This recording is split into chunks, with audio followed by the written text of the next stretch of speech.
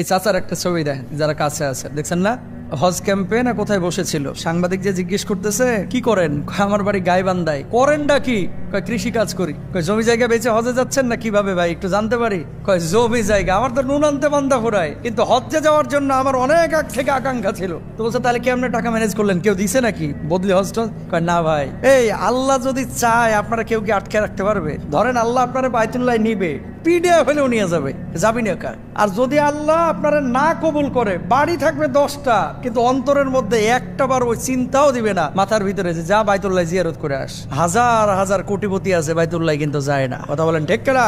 2014 সাল কি 13 সালের কথা, আমি তখন জেদ্দায় একটা প্রোগ্রামে, ওখানে একটা হোটেল আছে হিলটন, সাগরের ধারে বিশাল হোটেল। তো বাংলাদেশ থেকে অনেক সময় সরকারি সফরে কিছু লোক যায় না, একজন ঊর্ধ্বতন কর্মকর্তা গিয়েছে, তো তাকে সৌদি সরকার টিকিট দিচ্ছে, ওখান থেকে গাড়ি নিয়ে হোটেলে পৌঁছাইছে, হোটেলে ভিভিআইপি ফ্যাসিলিটি সব।